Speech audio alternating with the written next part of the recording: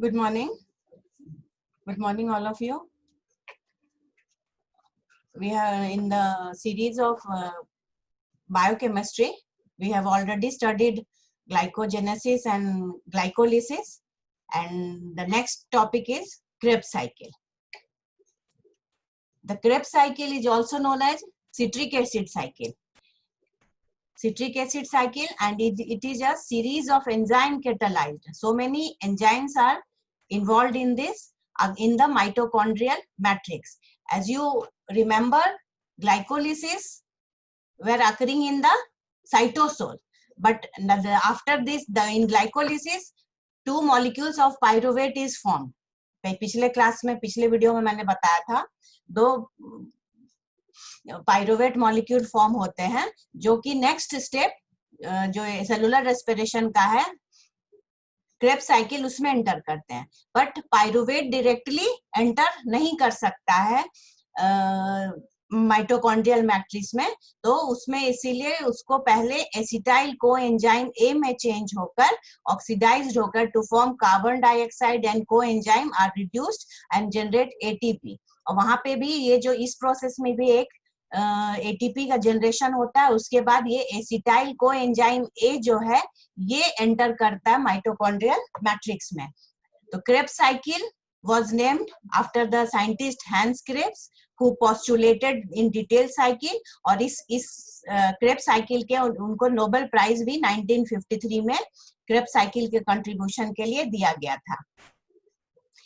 And the Krebs cycle is a series of 8-step process where acetyl group of acetyl coenzyme A, जो acetyl group coenzyme A enter कर रहा है, उसका एक जो acetyl group होता है वो ऑक्सीडाइज्ड होता है और दो मॉलिक्यूल्स कार्बन डाइऑक्साइड का फॉर्म करता है और एटीपी प्रोड्यूस करता है. एक एटीपी जब भी हम डिटेल में देखेंगे, और रिड्यूस्ड और NADH और FADH2 भी प्रोड्यूस होते हैं. We will in cycle we will see it. Now ये पता है मुझे कि एक ग्लूकोज से जब ग्लाइकोलिसिस में स्टार्ट होता था तो दो पायरुवेट बनते थे. तो इसीलिए एक क्रेब्स साइकिल में एक ग्लूकोज से दो पायरुवेट या दो एसिटाइल कोएंजाइम एंटर करेंगे, और इसीलिए two molecules of acetyl coenzyme A produced from each glucose molecule. So 2 turns of the Krebs cycle are required, which yield carbon dioxide and 6 NADH and 2 FADH. क्योंकि एक glucose को अगर हम लोग लेके चलते हैं तो एक ग्लूकोज से दो पायरुविक एसिड बनते हैं, और फिर ये एक पायरुविक एसिड एसिटाइल कोएंजाइम में चेंज कर क्रेब्स साइकिल में एंटर करता है. तो इसीलिए एक ग्लूकोज से दो क्रेब्स साइकिल होंगे, तो जो भी रिजल्ट आएगा उसको हम लोग इंटू 2 करेंगे. तो क्रेब्स साइकिल जो है it is a part of cellular respiration. Respiration जैसे अब ये हम लोग जो सेलुलर रेस्पिरेशन का ये पार्ट है, बहुत इंपॉर्टेंट पार्ट है. तो सेलुलर रेस्पिरेशन क्या है? It is an catabolic reaction. Catabolic जिसमें कुछ टूटता है, taking place in the cell. It is a biochemical process by which nutrients are broken down to release energy. यहाँ पे हम लोग देखेंगे कि ATP भी जनरेट होता है, या NADH और FADH जो जनरेट होता है वो next cycle electron transport system में जाके वो अल्टीमेटली ATP प्रोड्यूस करेंगे. और ये जो सेलुलर रेस्पिरेशन है ये एरोबिक है. ये जो हम लोग क्रेब्स साइकिल कर रहे हैं, this is an part of aerobic respiration, that is the oxygen is required. Now cellular respiration जो है ये एक 4 स्टेज प्रोसेस है.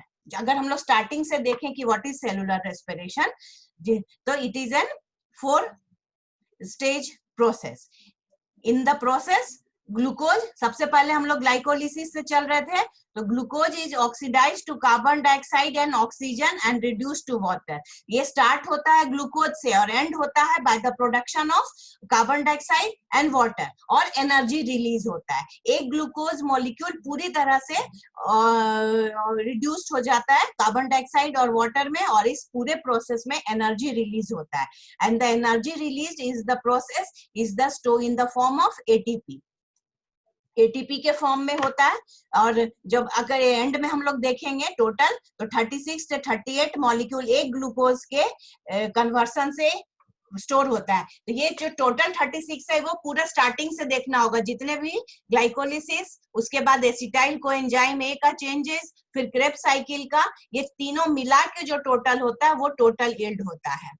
तो वो जो अभी 4 स्टेज जो हमने बताया कि ऑक्सीडेशन सेलुलर रेस्पिरेशन के क्या है, तो पहला तो है ग्लाइकोलिसिस, जिसको आप लोग पढ़ चुके हैं, ग्लाइकोलिसिस जिसमें पार्शियल ऑक्सीडेशन होता है ग्लूकोज का, और 6 कार्बन मॉलिक्यूल ग्लूकोज जो है 3 मॉलिक्यूल पाइरुवेट में चेंज होते हैं। और ये जो प्रोसेस है ये साइटोसोल में हो रहा है, ये माइटोकॉन्ड्रिया के अंदर नहीं हो रहा है, ये सेल के अंदर हो रहा है साइटोसोल में, पर माइटोकॉन्ड्रिया के बाहर हो रहा है। उसके बाद जब सेकेंड स्टेज है, क्योंकि ये जो पाइरुवेट है ये डायरेक्टली माइटोकॉन्ड्रिया में एंट्री इसको नहीं मिल सकती, इसको कैरियर की जरूरत होती है। तो जो सेकेंड मोस्ट इंपॉर्टेंट स्टेज है that is the formation of acetyl coenzyme है। इसमें जो पाइरुवेट है, जो ग्लाइकोलिसिस का जो पाइरुवेट है, ये फॉर्म्ड होता है, एंटर्स द माइटोकॉन्ड्रियल मैट्रिक्स, ये माइटोकॉन्ड्रियल मैट्रिक्स में एंटर करते हैं और it undergo oxidative decarboxylation. Decarboxylation है मतलब वहां पे कार्बन डाइऑक्साइड रिलीज होगा to form 2 molecules of acetyl coenzyme A, and the reaction is catalyzed by pyruvate dehydrogenase enzyme। देखिए 2 पाइरुवेट NAD और 2 एसिटाइल कोएंजाइम है, ये एसिटाइल कोएंजाइम है प्लस NADH प्लस CO2। ये जो दूसरा स्टेप है ये माइटोकॉन्ड्रिया में घुसने के पहले का स्टेप है, बिकॉज मैं बार बार बोल रही हूँ कि pyruvate can not enter into the mitochondria, इसीलिए उसको हम लोग एसिटाइल कोएंजाइम ए में चेंज कर देते हैं। और ये देखिए पाइरुवेट कितना कार्बन कंपाउंड था, 3, और ये जो एसिटाइल कोएंजाइम है ये 2 कार्बन कंपाउंड है, और एक कार्बन निकल गया कार्बन डाइऑक्साइड में, तो 3 हुआ ना, और एक ग्लूकोज से 2 पाइरुवेट बनते हैं, इसीलिए 2 एसिटाइल कोएंजाइम बनेंगे, 2 NADH बनेंगे। क्लियर? जो तीसरा स्टेज है क्रेब्स साइकिल का, सॉरी सेलुलर रेस्पिरेशन का, वो है क्रेब्स साइकिल। क्रेब्स साइकिल जो अभी हम लोग डिटेल में पढ़ेंगे, इसको हम लोग सिट्रिक एसिड साइकिल या TCA साइकिल, TCA मतलब ट्राई कार्बोक्सिलिक एसिड साइकिल, इसमें जब अभी हम लोग देखेंगे जो फर्स्ट प्रोडक्ट है वो सिट्रिक एसिड होता है, जो कि ट्राई कार्बोक्सिलिक एसिड है, मतलब उसमें 3 कार्बोक्सिलिक ग्रुप पाए जाते हैं। तो पहला जो प्रोडक्ट है वो ट्राई कार्बोक्सिलिक एसिड होता है, इसीलिए इस साइकिल को हम लोग TCA साइकिल भी कहते हैं और या सिट्रिक साइकिल भी कहते हैं। तो it is the common pathway for complete oxidation of carbohydrate, protein and lipids and are metabolized by acetyl coenzyme A और other intermediates of the cycle which we will see. The acetyl coenzyme A produced, जो अभी जो second step में मैंने बताया कि acetyl coenzyme में produce हो रहे हैं, वो एंटर करेंगे ट्राई कार्बोक्सिलिक साइकिल या सिट्रिक एसिड साइकिल में या क्रेब्स साइकिल में। ठीक है, तो ग्लूकोज इज, और इस साइकिल में ग्लूकोज जो है वो फुल्ली ऑक्सीडाइज्ड हो जाता है, मतलब जो ग्लूकोज जो 6 कार्बन कंपाउंड है वो फुल्ली ऑक्सीडाइज होता है, वो कार्बन डाइऑक्साइड और वाटर में फुल्ली टूट जाते हैं। और द एसिटाइल कोएंजाइम में कंबाइंस, तो ये अभी मैंने बताया कि एसिटाइल कंबाइन जो कोएंजाइम है ये 2 कार्बन कंपाउंड है। तो जब ये क्रेब्स साइकिल में एंटर करते हैं तो सबसे पहला स्टेप जो होता है वो 4 कार्बन कंपाउंड होता है, ऑक्जेलो एसीटेट। ठीक है, ऑक्जेलो एसीटेट के साथ ये एसिटाइल कोएंजाइम में कंबाइन कर 6 कार्बन सिट्रेट साइट्रिक एसिड बनाते हैं, और इस प्रोसेस में 2 मॉलिक्यूल्स ऑफ CO2 और रिलीज्ड है, और एनर्जी भी NADH और FADH2 के रूप में पूरे साइकिल में प्रोड्यूस होते हैं। तो ये क्रेब्स साइकिल होगा जिसको अभी हम लोग डील करेंगे ना। जो लास्ट स्टेप है जो क्रेब्स साइकिल के बाद होता है कि जो ये सब रिडक्शन NADH और FADH ये सब बनेंगे, तो इलेक्ट्रॉन ट्रांसपोर्ट सिस्टम होता है या ऑक्सीडेटिव फॉस्फोरिलेशन होता है। इसमें ATP जनरेट होता है, जो मेनली जो एनर्जी है ATP वो यहाँ पे ATP के रूप में जनरेट होता है। Is generated when electron are transferred from energy rich molecules, जो हमारा यहाँ NADH और FADH जो ये क्रेब्स साइकिल में बनेगा, ये अल्टीमेटली प्रोड्यूस हो जाएगा ATP में जो भी, और जो NADH आपने ग्लाइकोलिसिस में भी बना था वो भी अल्टीमेटली यहाँ पे ATP में प्रोड्यूस होंगे। ठीक है, ग्लाइकोलिसिस, सिट्रिक एसिड साइकिल, जितने भी हैं सब यहाँ पे आके ये होते हैं, और O2 इज ऑक्सीजन जो है reduce to water and it takes place in the inner membrane of mitochondria. तो क्रेब्स साइकिल जो है माइटोकॉन्ड्रियल मैट्रिक्स के अंदर होता है। Now we are coming to the Krebs cycle steps. Krebs cycle में कौन कौन सा स्टेप है, ये अभी तक मैंने जनरलाइज बात की, पूरा सेलुलर रेस्पिरेशन के बारे में बात की। Now we will coming to the Krebs cycle. So it is an 8-step process. Krebs cycle takes place in the matrix of mitochondria under aerobic condition. ये ध्यान रखना है कि it is an aerobic cellular respiration, मतलब इसमें oxygen की जरूरत होगी। तो स्टेप 1 क्या है? The first step जो है वो एसिटाइल कोएंजाइम है, जो कि बाहर बना पाइरुवेट से, पाइरुविक एसिड से जो एसिटाइल कोएंजाइम बना वो 2 कार्बन कंपाउंड है, वो किससे यूनाइट करेगा? ऑक्सैलो एसीटेट से टू फॉर्म 6 कार्बन। 2 कार्बन का एसिटाइल कोएंजाइम का, और ऑक्सैलो एसीटेट है वो 4 कार्बन एंजाइम है और कंपाउंड है।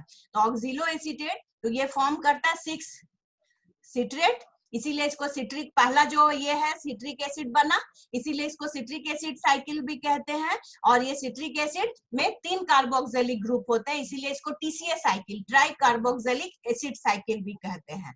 और यहाँ पे जो कोएंजाइम था वो रिलीज हो जाता है, जो कोएंजाइम उसको लेके अंदर लाया था वो यहाँ वापस रिलीज हो जाता है, और the reaction is catalysed by, और जो enzymes are very important in every step, the enzymes are very important. और जो यहाँ पे जो एंजाइम है वो है सिट्रेट सिंथेज, क्योंकि सिट्रेट का सिंथेसिस हो रहा है सिट्रिक एसिड का, इसीलिए जो एंजाइम है पहले स्टेप में दैट इज सिट्रेट सिंथेज। अब सॉरी स्टेप 2 जो है, ये सिट्रेट है वो अपने आइसोमर में कन्वर्ट हो जाता है। तो citrate is converted to its isomer, क्या है उसका नाम? आइसोसिट्रेट। एंड यहाँ पे जो एंजाइम है वो एकोनिटेज। इस रिएक्शन को, सेकंड रिएक्शन में क्या होता है? सिट्रेट अपने आइसोमर, जो आइसोमर का क्या नाम है? आइसोसिट्रेट। द एंजाइम और enzyme acting in this is एकोनिटेज which catalyzes this reaction. Now in step 3 isocitrate undergoes dehydrogenation, ठीक है।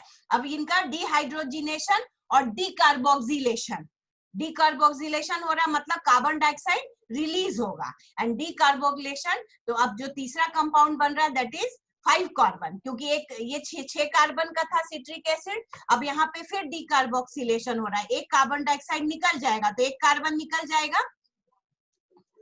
तो इसका मतलब कि अब ये कितना, ये जो अल्फा कीटोग्लूटरेट है ये कितना कार्बन कंपाउंड है? इट इज 5 कार्बन कंपाउंड, ठीक है। आइसोसिट्रेट डिहाइड्रोजिनेज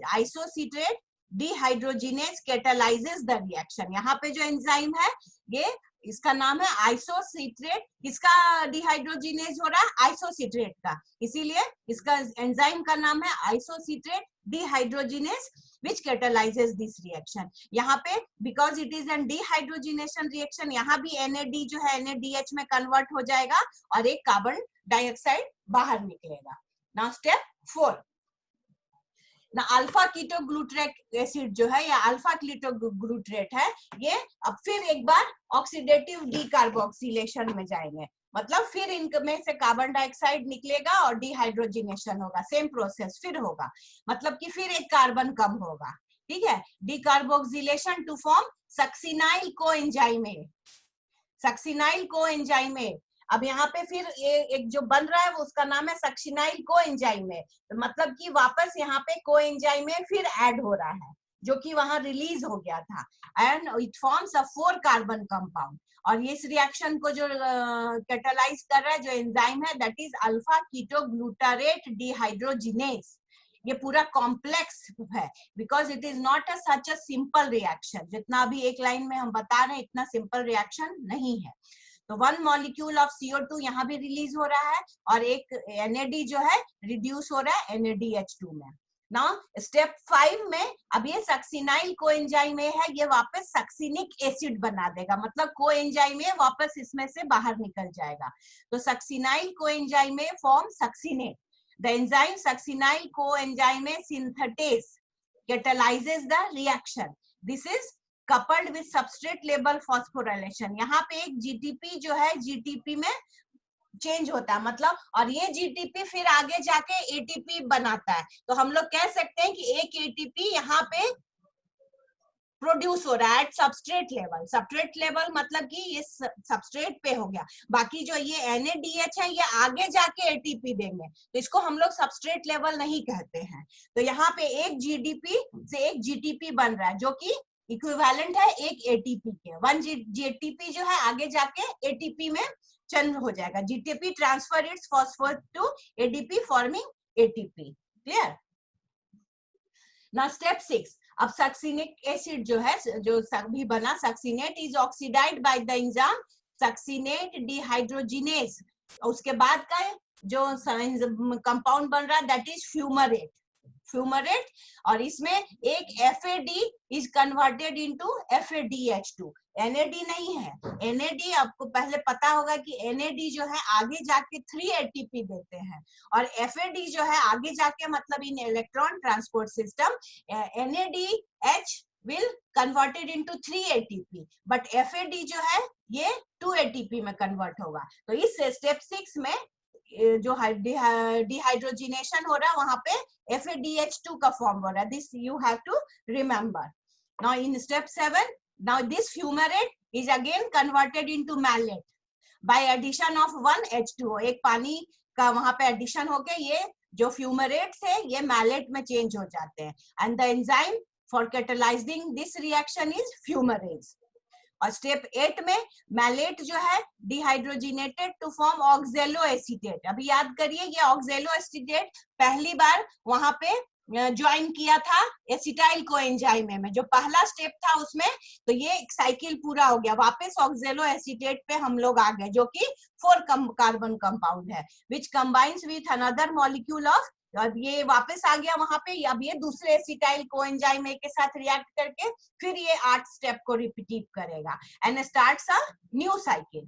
ठीक है, हाइड्रोजन रिमूव्ड, यहाँ पर भी एक NAD जो है NADH में चेंज होगा। जो एंजाइम है दैट इज मैलेट डिहाइड्रोजिनेज, क्योंकि ये मैलेट को डिहाइड्रोजिनेज कर रहे हैं। अब ये हम लोग इसका एक बार फिगर देख सकते हैं। ये ग्लूकोज से पाइरुवेट बना, यहाँ से एसिटाइल कोएंजाइम आया, ठीक है, और ये एसिटाइल कोएंजाइम देखिए यहाँ ऑक्जेलो एसीटेट है ना, ये पहला स्टेप है। ये पहला स्टेप ऑक्जेलो एसीटेट के सिट्रेट बनाया, यहाँ पे कोएंजाइम वापस रिलीज हो गया, ये सिट्रेट बना, इसीलिए इसको citric acid, therefore citric acid cycle या ट्राई कार्बोक्सिलिक एसिड साइकिल। और जो एंजाइम है दैट इज सिट्रेट सिंथेटेज, और सिट्रेट के बाद आइसोमेरिज्म हुआ, आइसोसिट्रेट बना, यहाँ एक वाटर यूज होता है फिर बाहर भी निकलता है। जो एंजाइम है दैट इज एकोटिनेज। अब आइसोसिट्रेट से डिकार्बोक्सिलेशन होगा, मतलब एक कार्बन डाइऑक्साइड यहाँ पे निकला और एक NAD रिड्यूस हुआ NADH2 में, और यहाँ पे जो एंजाइम है दैट इज आइसोसिट्रेट डिहाइड्रोजिनेज, और क्या बनाया alpha keto glutaric acid. Now again फिर सेम प्रोसेस होगा, यहाँ पे एक डिकार्बोक्सिलेशन होगा, देखिए एक कार्बन डाइऑक्साइड यहाँ पे निकल रहा है, इस पूरे प्रोसेस में 2 कार्बन डाइऑक्साइड रिलीज हो रहा है एक साइकिल में। क्लियर? क्योंकि एक एसिटाइल कोएंजाइम है, ये हमेशा दिमाग में ध्यान रखना है कि एक ग्लूकोज से दो साइकिल क्रेब साइकिल होंगे। तो अगर आपको टोटल पूछा जाएगा तो it depends upon the question. अगर आपको टोटल पूछा जाता है तो you have to multiply into 2। यहाँ पे फिर एक कोएंजाइम में आ रहा है अल्फा कीटो ग्लूटारेट डिहाइड्रोजिनेज, तो जो क्या बनाया सक्सिनाइल कोएंजाइम A, और फिर यहाँ पे कोएंजाइम A वापस चला जाएगा और एक GTP, देखिए एक GTP बन रहा है जो कि GTP वो वापस ATP ही बनाता है। क्लियर? तो ये सक्सिनाइल कोएंजाइम A सिंथेसिस जिसका एंजाइम है, तो succinyl coenzyme A is again then converted into succinate. अब सक्सिनेट फिर डिहाइड्रोजिनेज होता है, लेकिन यहाँ पे डिहाइड्रोजिनेशन जो है ये NADH नहीं होके FAD का रिड्यूस होता है FADH2 में, जो कि आगे इलेक्ट्रॉन ट्रांसपोर्ट सिस्टम में ये 2 ATP देगा और ये 3 ATP देगा और ये 2 ATP देगा। क्लियर? तो ये इसमें जो एंजाइम है दैट इज सक्सिनिक डिहाइड्रोजिनेज, ये फ्यूमरेट बनाएंगे, फ्यूमरेट में एक वाटर मॉलिक्यूल ऐड होगा और एंजाइम होगा फ्यूमरेज, तो मैलेट बनेगा। और मैलेट में फिर एक बार डिहाइड्रोजिनेशन होगा जहाँ NAD और NAD will be change into NADH और क्या बनेगा, ऑक्जेलो एसीटेट।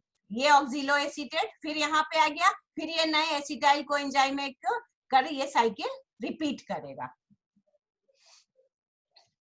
ये सेम है जिसमें कि आप स्ट्रक्चरल फॉर्मूला के साथ उसको देख सकते हैं। The same reaction are there. Now what is the summary? अब क्या हुआ, हम लोगों ने क्या देखा इसमें? तो लोकेशन क्या था क्रेब्स साइकिल का, माइटोकॉन्ड्रियल मैट्रिक्स था। रिएक्टेंट्स क्या था, एसिटाइल कोएंजाइम था जो कि ग्लाइकोलिसिस के बाद बना पाइरुवेट से, ठीक है। और and it condenses with 4 carbon oxaloacetate which generate backs in the Krebs cycle.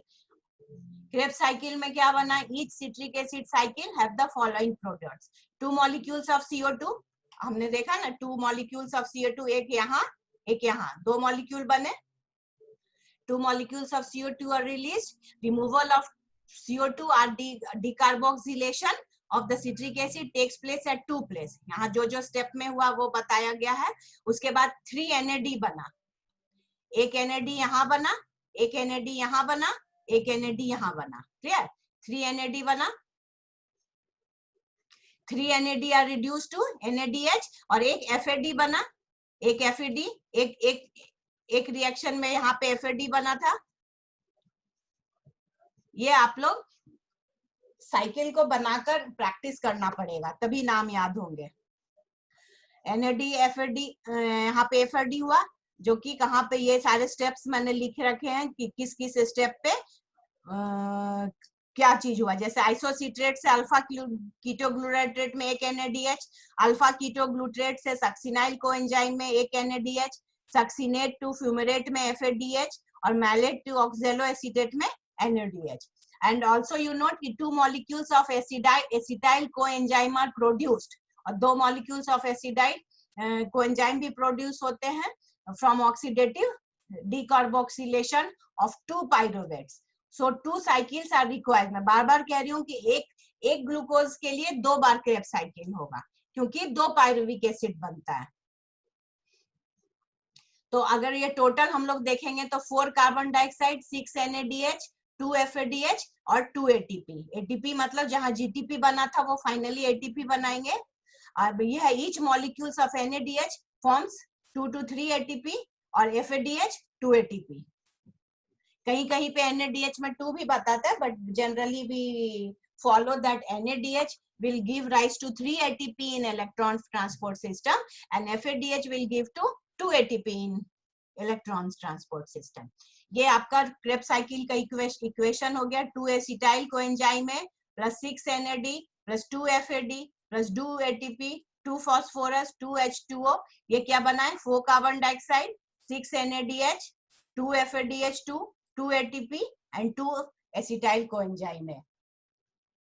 अब ये एनर्जेटिक्स देखिए, अगर हम है कि नंबर ऑफ ATP जनरेटेड, अगर एक साइकिल में हम लोग देखें तो 3 NADH बना मतलब 9 ATP बनेगा। ATP जनरेटेड बाय FADH2 एक बना एक साइकिल में मतलब 2 बनेगा। Number of ATP generated from GTP एक बनेगा, तो टोटल कितना हुआ, 12 हो गया। A total ATP generated from oxidation of 1 molecule of acetyl coenzyme है, 12 हो गया। क्लियर, ये 12 हो गया क्रेब्स साइकिल के अंदर में। और वहां पे भी NADH फॉर्म होता है जब एसिटाइल कोएंजाइम A बनता है, लेकिन वो क्रेब्स साइकिल के बाहर है, इसीलिए हम लोग उसको क्रेब्स साइकिल के अंदर में नहीं काउंट करेंगे। क्रेब्स साइकिल के अंदर काउंट करेंगे तो एक साइकिल में 12 बन रहा है। अगर आपसे पूछा जाएगा कि एक ग्लूकोज से एक क्रेब्स साइकिल में कितना बनता है तो ये इंटू 2 हो जाएगा, क्योंकि एक ग्लूकोज से दो बार कार्बो क्रेब्स साइकिल होगा। तो ये क्वेश्चन पर डिपेंड करेगा कि आपसे क्या पूछ रहा है। What are the significance of Krebs cycle?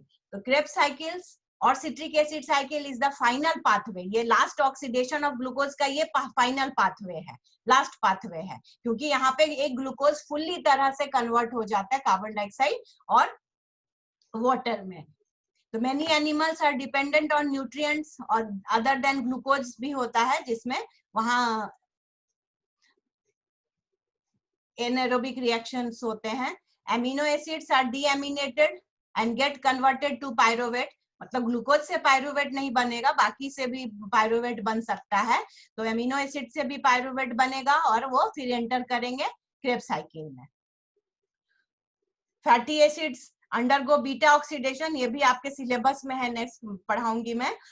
Fatty acid undergo beta oxidation to form acetyl coenzyme में, तो एसिटाइल कोएंजाइम में फॉर्म कर रहा है तो that it can be directly enter into the Krebs cycle. It is a major source of ATP production, यहाँ पे हमने देखा a large amount of energy is produced. It's play an important role in gluconeogenesis, lipogenesis, and interconversion of amino acid. These are the significance of the Krebs cycle. Many intermediary compounds इसमें बहुत बनते हैं, बहुत सारे reaction, 8 reaction में आपने देखे होंगे कि there are so many intermediate compounds which are used in the synthesis of amino acids, nucleotides, cytochromes and chlorophyll, etc. And vitamins also play a very important role in the citric acid cycle. जैसे riboflavin है, thymine है, ये acid है, वो part enzyme को factors के रूप में और एसिड को एंजाइम के रूप में बहुत हेल्प करते हैं। And regulation of the Krebs cycle depends on the supply of NAD+, क्योंकि 3 जगह पे निकल रहा है और यूटिलाइजेशन ऑफ एटीपी, तो वो फिजिकल और केमिकल वर्क पे डिपेंड करेगा। Genetic defect of the Krebs cycle अगर हो गया, एंजाइम तो which are associated with neural damage. As a most of the biological process occurs in the liver to a significant extent, damage to liver cells are lot of repercussions. ये इसके repercussions हो सकते हैं।